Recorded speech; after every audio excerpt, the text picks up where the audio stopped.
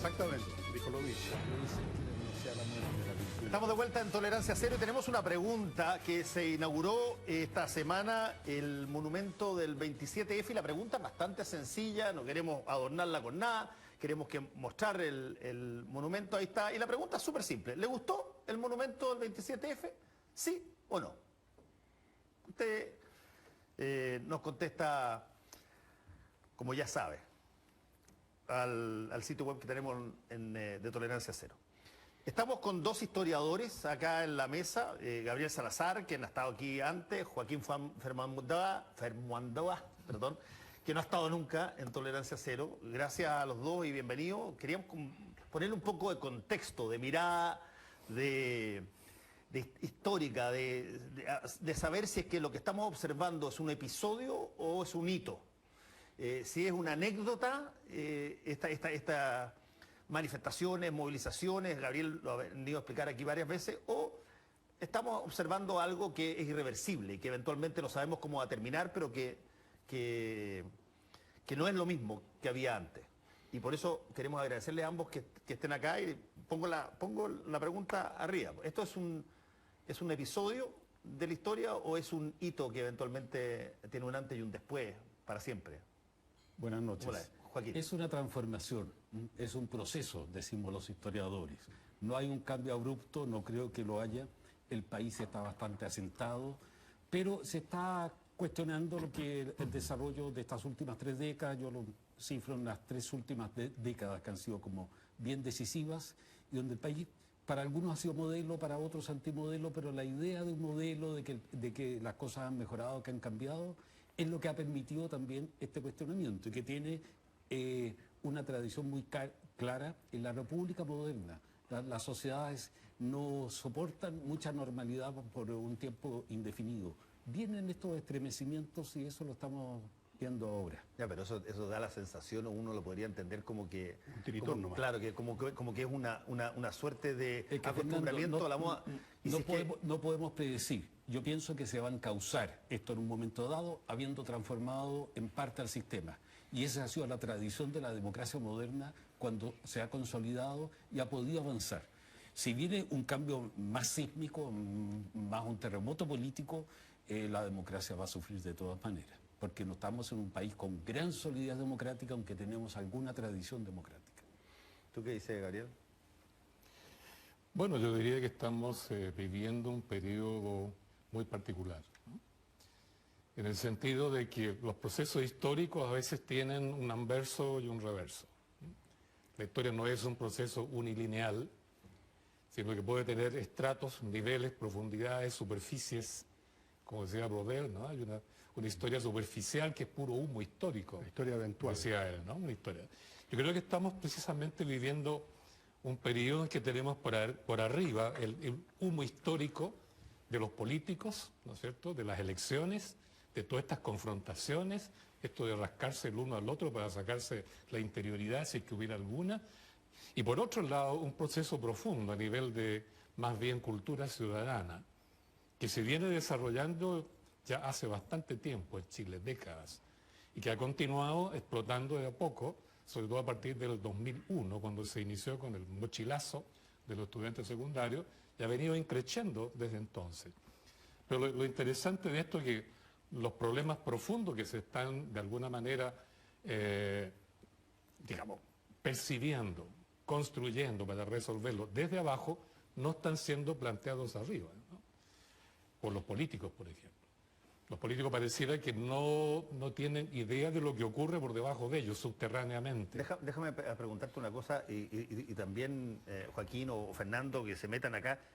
Cuando estamos para definir un poco las cosas, cuando estamos hablando de los políticos, ¿a quiénes nos estamos refiriendo? Porque una persona que quiere aspirar a ser candidato presidencial y que sin embargo habla en contra de los políticos, ¿es político o no es político? Una persona que ha hecho carrera como dirigente de un movimiento estudiantil, negociando, armando en un sindicato, ¿es político o no es político? ¿O solamente el político tiene que ser una persona que tiene un escaño determinado o que tiene un cargo específico? ¿Qué es lo que es? ser político ahora que se le acusa a los políticos de prácticamente todos? Son como los dirigentes de la FIFA, digamos. La acusación va siempre destinada a los políticos profesionales. Claro. Y cuando se dice, mira, yo soy apolítico, la mayoría de las veces quiere decir, mire, queremos cambiar este estilo de hacer política. Ahora, cuando se trata de cambiar eso, se ve que no es tan fácil. Estos son como pequeñas duchas, lavados, que sirven para modificar ciertas prácticas y cambiar y experimentar. Ningún cambio que sea como un cambio revolucionario va a transformar eso. Siempre crea una nueva clase política finalmente.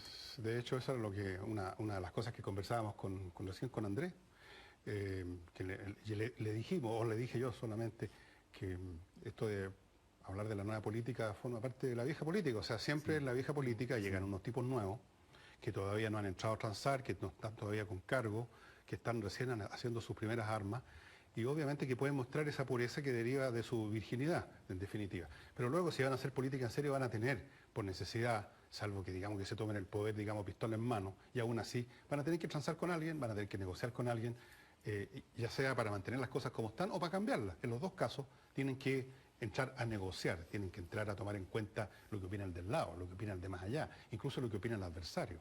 De forma que eso de la vieja y nueva política me ha parecido siempre bastante retórico nada más.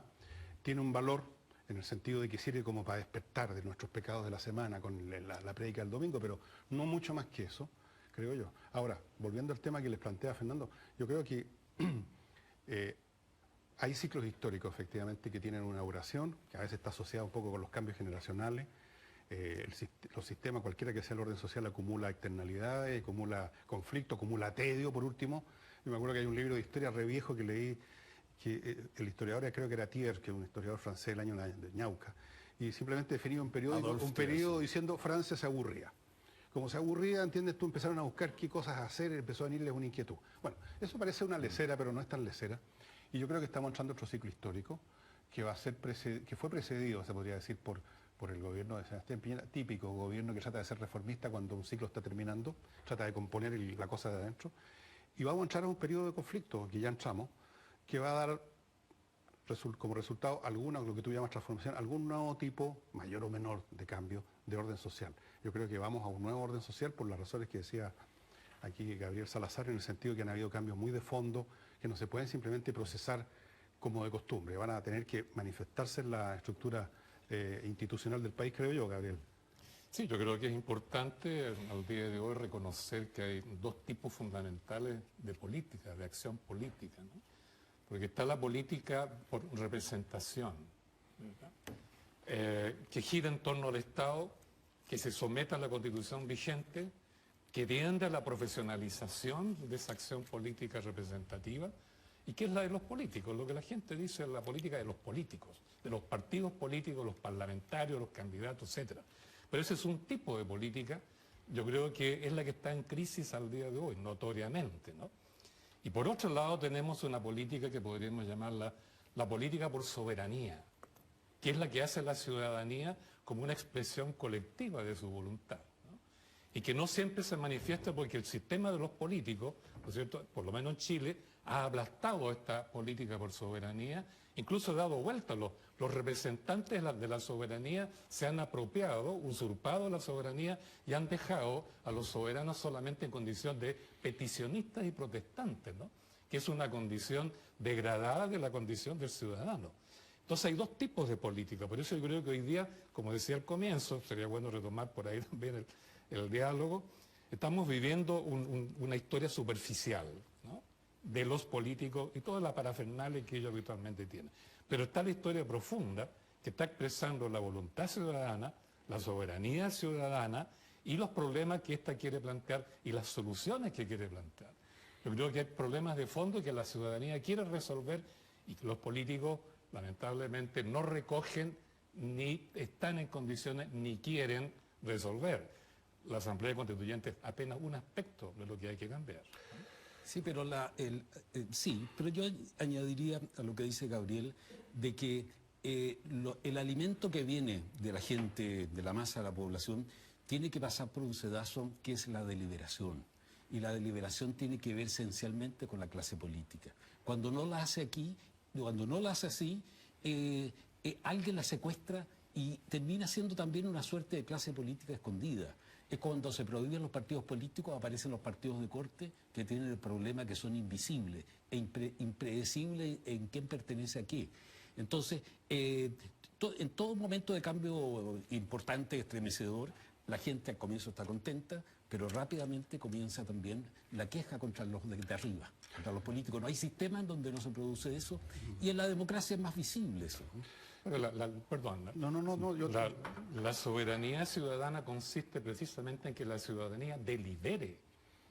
La soberanía exige deliberación, pero tiene que ser la ciudadanía la que delibere, ¿no? Y hoy día en Chile, si uno va de Arica a Magallanes, están las comunidades, los grupos, las asambleas territoriales deliberando, ¿no?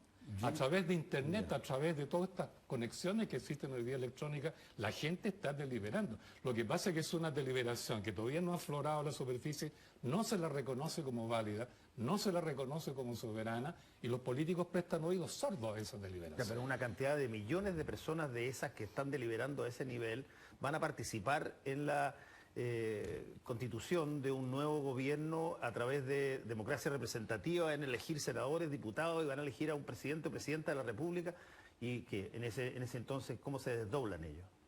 No, ellos, mira, yo conozco bastante lo que está ocurriendo, porque así como Andrés Velasco recorría el país candidateándose, yo recorro el país invitado por las bases sociales para aportar desde la historia su propio desarrollo. Y lo que podemos observar claramente que la gente está en un proceso de deliberación y de desarrollo cultural, que es un proceso lento, que no necesariamente está al mismo ritmo y al mismo paso de lo que ocurre en la política. La gente no está ni ahí con la política. El 95% de la población chilena no confía en los políticos. Hasta al día de hoy salen, ¿no es cierto?, los resultados de la encuesta de la Universidad Católica de IMAC, en que de nuevo los políticos son condenados por más del 90% de la población. Y esto viene desde 1991, increciendo. Entonces, hay un proceso profundo que va lento, no va a desembocar mañana ni en marzo del próximo año en una asamblea constituyente, porque es un proceso cultural de desarrollo del poder constituyente, que es una cosa distinta. Entonces hay una arritmia con respecto a lo que pasa con los políticos. Yo les iba a preguntar a usted, o más muy bien a ti, porque está claro que Gabriel Salazar está convencido y probablemente tiene muy buenas razones de que cuando se habla de la soberanía popular, de las masas, de la gente, hay efectivamente un referente empírico, que está todo el mundo, o gran parte de la gente en esa parada. Yo tengo la sensación que la participación, y así lo muestra la historia en todos los procesos que han habido, incluso revolucionarios, la participación masiva realmente del pueblo, que hace ver su voz y dice nosotros somos los soberanos, es muy breve, muy corta, y es secuestrada, como dices tú, o es asumida por, llamémoslo en general, los activistas, que es gente que está mucho más interesada, que tienen un temperamento, un carácter o una formación personal, ahí también tiene que ver la biografía, y que siguen con este cuento y que empiezan a convertirse en representantes putativos de una soberanía popular que ya no está claro que exista. Esto me recuerda lo que decía Wells cuando le hablaban de la dictadura del proletariado. Decía, ¿dónde es que se supone que dicta algo el proletariado? Cuando lo que tenemos aquí es un grupo, una vanguardia, los bolcheviques o quienes sea, que se dicen representantes del pueblo y hacen lo que a ellos les parece bien. Y uno lo ve en las asambleas universitarias, en que cada vez participan menos alumnos y cada vez está más en manos de los grupos que están sí interesados, que siguen, que son los activos. ¿Hasta qué punto uno puede hacer el juicio de que esos activos siguen representando a la gente que se fue para la casa?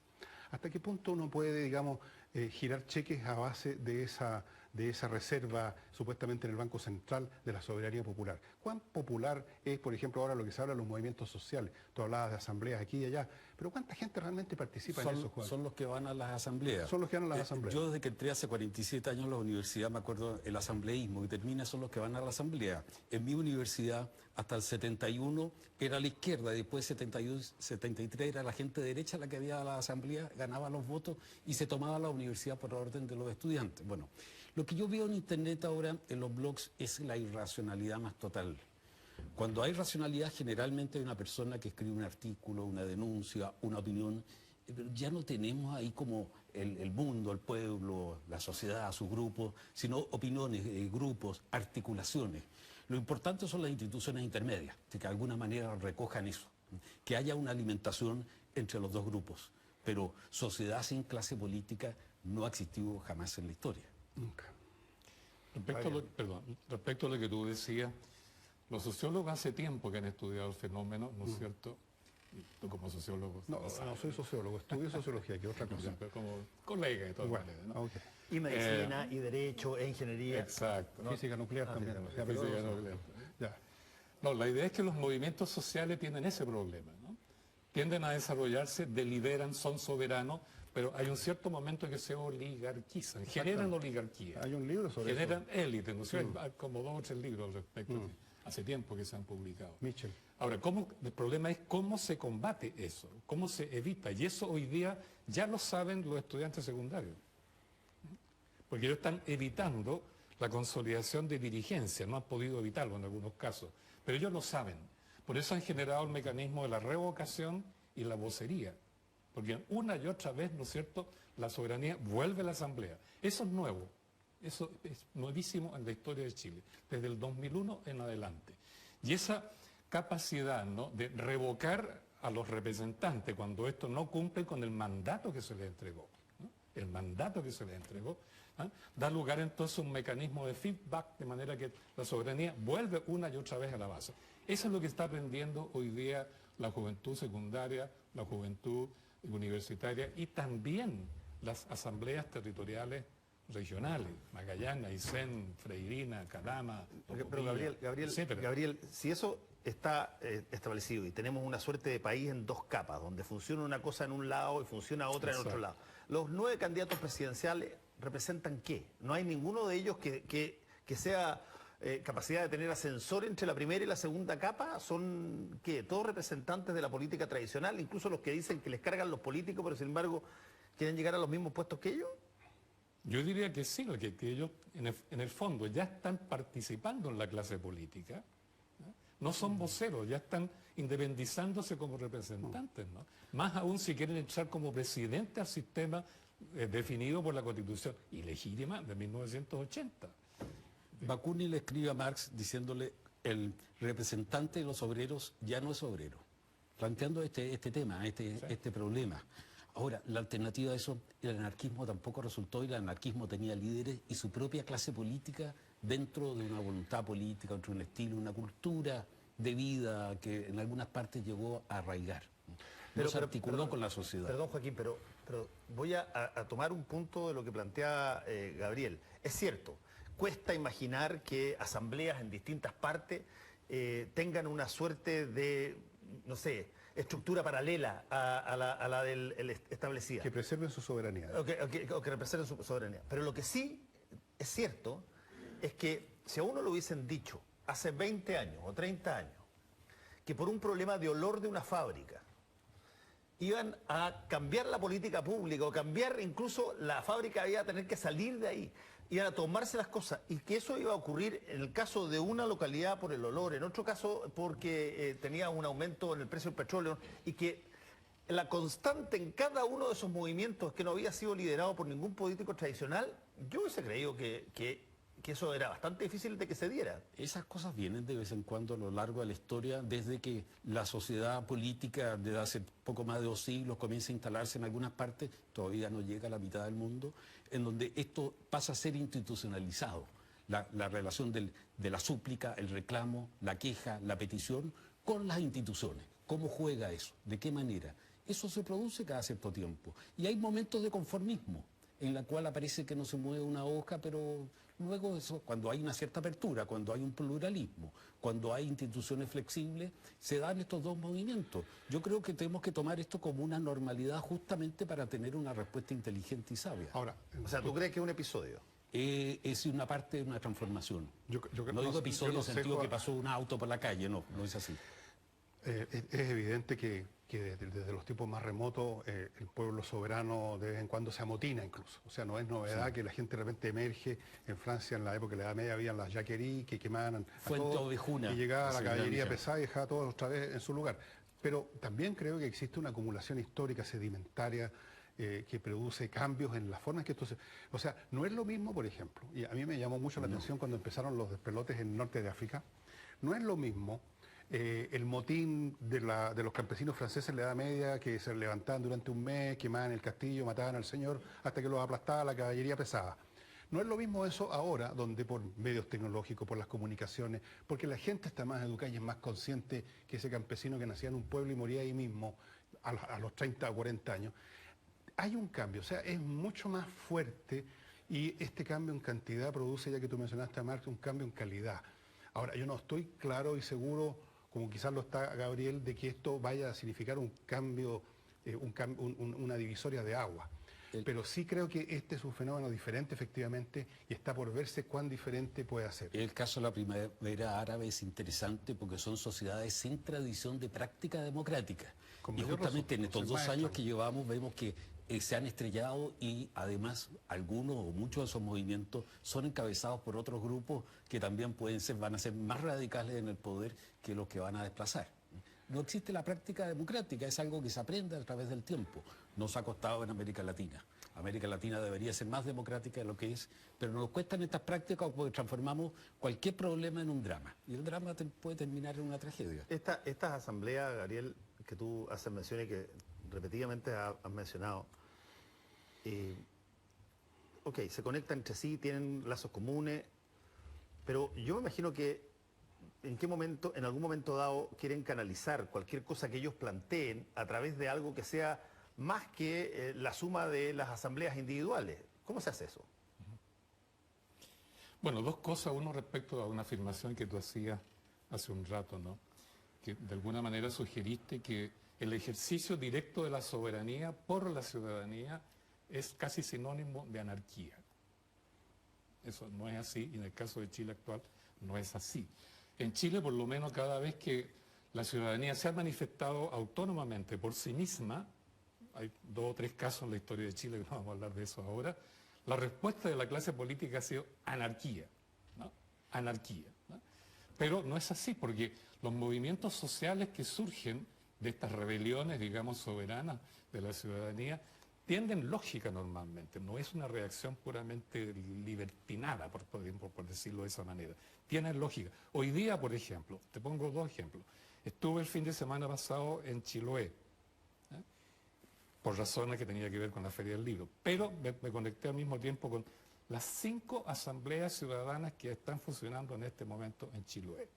Se están coordinando entre sí, una por ciudad importante, entre sí, todas están convergiendo al mismo problema, lucha contra el centralismo de Santiago, tradicional, pero ahora incentivado por el capital mercantil, ¿no es cierto?, que ha centralizado de nuevo todo el país. Pensemos en las 44 municipalidades del Norte Grande, que se han coordinado entre sí, luego la experiencia que tuvo Calama cuando el presidente Sebastián Piñera le pidió un Fondenor que fue un ridículo, ¿no? Ridículo por su pequeñez. Se han coordinado entre sí para trabajar ahora un plan por todos ellos de comenzar a exigir al gobierno y a moverse localmente para ellos determinar el control de una fracción de la riqueza que se producen en el norte. Originalmente partieron por el 5%, ya lo están elevando ahora un porcentaje superior. Digamos, Freirina ya demostró lo que puede, ¿te fijas? Ya demostró lo que puede. Hay en Tocopilla, hay en Montenegro, hay en Calbuco, hay en Valparaíso. La próxima semana se va a realizar un encuentro de asambleas territoriales en San Antonio. 43 asambleas ya han comprometido su participación. 23 fueron la otra vez a Freirina, a otro encuentro. ¿Qué están discutiendo? Que ellos necesitan controlar los procesos productivos y económicos de su región, su localidad, su valle. ¿Participan en la elección del 17 de noviembre todas esas personas? Nadie le interesa a los partidos políticos. Están convencidos que los partidos políticos y el Estado no está O sea, resolviendo no hay ese problema. representantes a nivel de consejo Cada cual regional. vota individualmente Pero, por quien Gabriel, quiera. no hay representantes a nivel de consejo regional, de diputados, de senadores para esas regiones que les digan a ellos, oye, ¿sabes qué? A mí me interesa canalizar lo que ustedes están planteando de esta situación de que quede algo en el porcentaje que ustedes... Yo estoy de acuerdo con eso. ¿Lo llevo o no lo llevo al Congreso? ¿Qué dicen ustedes? No, nadie está dispuesto La experiencia ha sido que los diputados y senadores de esas regiones o localidades se han acoplado al movimiento social como uno más. No lo han conducido ni lo han siquiera llevado al Parlamento. Pero Gabriel, eventualmente estas situaciones, que me recuerdan ese proceso al principio de la Revolución Francesa, ¿te acuerdas? Los cuadernos de quejas que circulaban por toda Francia, todos los municipios, todos en los últimos pueblos, los campesinos, todo el mundo anotando lo que les parecía mal. Fue un proceso que tiene alguna similitud. Pero eventualmente se tuvo que llegar a la Asamblea Constituyente en Francia, tuvieron que disputarse las cosas ahí y ahí tomarlas y votar sobre ellas, tomar decisiones. Yo me imagino que si eso no sucede, si no hay, como dice mi tocayo, alguien que tome estas cosas y que las lleve a donde se hacen las leyes finalmente, va a quedar en nada o van a tener que volver a la calle otra vez donde se marcha de una esquina a otra y eso no produce ningún efecto. Sí, Me parece extraño que no se No, haya eso se lo logrado. están planteando ellos, ¿no? Porque su paso inicial es tratar de controlar los procesos productivos locales que están destruyendo el medio ambiente, ¿no? Y el medio ambiente afecta a la comunidad. Entonces la comunidad se defiende intentando controlar los procesos productivos que afectan su vida. Y eso desarrolla su índice de soberanía. Pero se han dado cuenta, porque el gobierno no ha protegido las zonas en contra de las instalaciones del capital transnacional que se instala allí, o las grandes empresas que se instalan allí. Entonces por eso es que se están reuniendo, porque piensan que deben partir por lo local, seguir por lo regional, con la misma política, para finalmente llegar más adelante a una asamblea constituyente. Joaquín, Pero mientras se desarrolla su poder, digamos, local. Eso sí. Joaquín, para terminar. a ver, todo lo que sea mayor autogobierno, mayor riqueza en la relación sociedad y Estado, sociedad civil y Estado, todo eso muy bienvenido. Pero yo no veo, Gabriel, una parte del mundo donde haya sido así la conformación de la sociedad moderna. Donde hay más flexibilidad, donde hay más intervención de la sociedad civil, es las democracias clásicas occidentales, en donde eso es recogido por instituciones que a su vez se van transformando y que tienen todas estas situaciones. El darle también todo el poder a los segmentos de la sociedad puede llevar también al dominio de pequeños grupos, lo que pasa muchas veces en América Latina, que es el concejalismo, los dominios muy autónomos, quedan a veces en manos de grupos que bordean el mundo mafioso. En México este tema se ha estudiado bastante. No sé si será buena idea que las regiones se queden con todos sus recursos y perdamos la idea de país. Podrían haber otras maneras de comprometer a esas regiones en el progreso que puedan aportar. Pero la tierra es de toda la sociedad y vivimos en un mundo interrelacionado. ¿Cómo hacer que esas inversiones también haga progresar términos de sociedad? El norte grande ha tenido, en este momento hay una crisis de mano de obra, o sea, no hay falta de ocupación. Lo que pasa es que en una primera etapa todo esto afecta a ciertos valores de civilización, a formas de convivencia, crea sus propios vicios también, todas estas situaciones de prosperidad rápida. Entonces, yo creo que estamos viviendo este momento y estamos en un país gravemente afectado por el centralismo histórico que le trajo algunos bienes al país, pero estamos ahogados por una ciudad que es el 40% de la sociedad y en términos de cualitativos probablemente no se puede enumerar, digamos, los 2/3. Tenemos que irnos. Queremos agradecerle a Gabriel Salazar y a Joaquín Fermandoa por haber estado acompañándonos. Gracias a ustedes. Y estas cosas son líquidas, así que se están produciendo. Y En una de esas nos juntamos dentro de un mes y qué sé yo, tenemos más afinada la verá. Gracias. En una de esas. Volvemos en un ratito con el tema del ranking, si es que es un buen... El ranking de entrada a la universidad. El ranking para entrar a la universidad, si es que es un buen corrector o no. Sí.